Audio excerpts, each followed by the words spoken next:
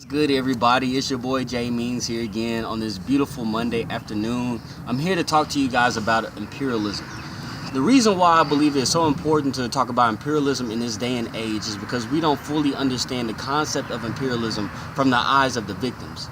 Now, before we get too deep into imperialism, let's look at the definition of imperialism. The definition of imperialism is for a country to expand its power through military force or through diplomacy, its power and its influence, for political reasons or for economic gain.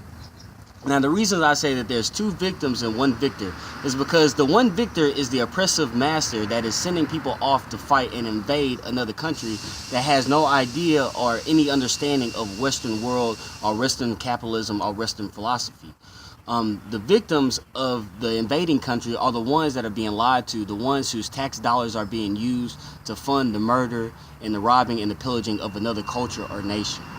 So when you look at the victims, you have to look at the poor man who is fighting in the war, the poor man who is loading up his gun, the poor man that is killing innocent people for lies, and they might not know that they're lies. And when we look at in America, it always tends to be the young blacks and the young whites that get riled up and fight for false reasons into other countries when it's really for economic gain. Now, the other side of the victim is the victims that are actually being invaded, the ones that are getting their resources stripped from them, the ones that are being forced into slave labor, the ones whose wives are being raped, the ones whose husbands are being forced to work in a field that they used to own, but now they have to get those resources and give them to an invading country. Now, the problem with this is the only way that imperialism works is when the people that are invading demonize the victim, is when they don't understand truthfully the reason why we are fighting, the reason why we are over there, when they don't understand that we are doing all this death and turmoil solely so our top oppressors can benefit and so that we can keep paying for their fake wars. Now, the reason why this is so important is because the biggest enemy to invasion, the biggest enemy to imperialism is love. And if you cannot put yourself into the other side's shoes, you can't truly love them. Therefore, imperialism can keep reigning.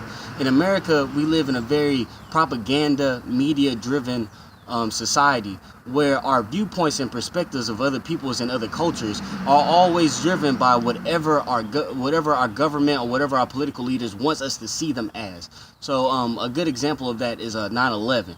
And I'm not talking that it was okay that so many American lives were lost. What I'm saying is that we did not take the time to look deep into why we were going to war with these people. We did not take the time to look into what exactly we were going to do in this country. We didn't even take the time to understand those people's culture. So in the end, what happens is that whole culture is erased. The blood is on all Americans' hands, regardless if we fought in the war or not, because our tax dollars is what paid for that to go on. So the thing that you want to always look into when we talk about imperialism, when you hear somebody talk about imperialism, you have to be willing to put yourself into the other people's shoes. Be sure that you love, be sure that you look deeper into different situations. Make sure that you don't just run off and be angry and get caught up in the media and get caught up in the propaganda and get caught up in wanting to attack another culture when you have no idea, because in the end, we're all human and we all love. So today, I just want y'all to think on that. Be sure to make sure you keep trying to put yourself in somebody else's shoes and understand that love is the answer to all things, and love is going to be our ruling factor in beating the oppressor at his own game. Peace, love. I love you guys. It's Jay Means. Have not family. Y'all have a good day.